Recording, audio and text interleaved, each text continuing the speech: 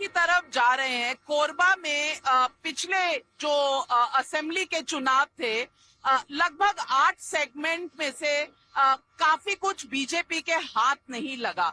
मैं पूछना चाहती हूं कि इतनी टफ अगर कॉन्स्टिट्युएंसी है जहां असेंबली चुनाव में भी बीजेपी को रिजल्ट वो नहीं मिले जो वो चाहती थी, ऐसे लोकेशन पर जाकर, ऐसे कॉन्स्टिट्युएंसी में जाकर क्या आप जो विकट स्थिति है उसको कन्वर्ट कर पाएंगे?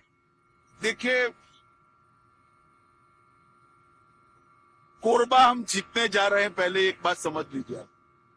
परंतु चुनाव प्रचार है, इसका हार जीत से कोई लेन देन नहीं।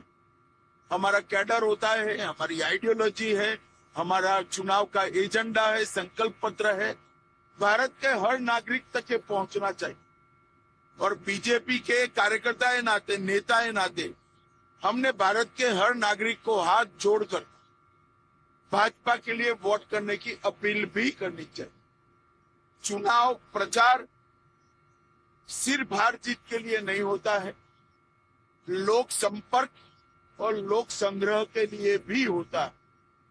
तो कोरबा हमने हमारी छत्तीसगढ़ की बड़ी नेत्री सरोजबेन को लड़ाया है, बहुत अच्छे से चुनाव लड़ रही है। गत लोकसभा में यही एक सीट थी जो हम हारे थे, इस बार इसको भी जीतेंगे और छत्तीसगढ़ की 11 सीटों पर कमल खिले। पिछली बार 9 थी, अब इस बार दावा कर रहे हैं 11 सीटें हम जीते। राहुल गांधी ने एक डिबेट छेड़ी है कि आदिवासियों को बीजेपी वनवासी कहती है, यानी कि वो चाहते हैं कि ये जंगलों में ही रहें। आदिवासी को जो कांग्रेस दर्जा देना चाहती है कि वो मेन स्ट्रीम में हकदार बने, जमीन के भी और देश में तमाम अपॉर्चुनिटीज के भी। राहुल गांधी की इस डिबेट पे आप क्या कहें?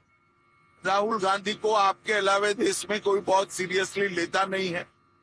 कांग्रेस इतने सालों तक रही, आदिवासी कल्याण मंत्रालय गृह विभाग में ज्वाइंट सेक्रेटरी की पोस्ट हुआ करता था, home department.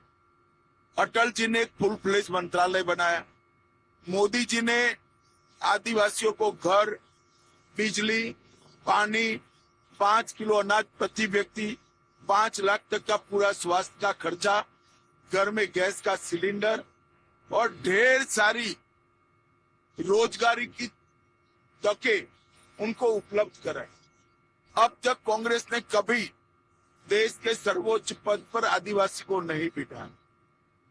Bharatiya Janata party ने नरेंद्र मोदी जी की शासन में ओडिशा के गरीब आदिवासी घर की बेटी द्रौपदी मुर्मू को महामहिम द्रौपदी मुर्मू, हमने आदिवासी गौरव दिन भी भगवान बिरसा मुंडा के जन्मदिन पर मनाने की शुरुआत। और आदिवासी स्वतंत्र सेनानियों का जो योगदान था, वो योगदान को भी देश भर में 10 म्यूजियम 250 करोड़ के खर्चे से बनाकर उसको चीर काल तक देश की स्मृति में रहे, इस प्रकार की व्यवस्था कर रहे हैं। सिकल सेल जो देश भर के आदिवासियों को परेशान करता है, इस पर विश्व का सबसे अच्छा संशोधन केंद्र नरेंद्र मोदी जी ने बनाया। और मैं विश्वास से कह सकता हूं, आज ये 2 पीढ़ी के बाद तीसरी पीढ़ी जो आएगी वो सिकल सेल से मुक्त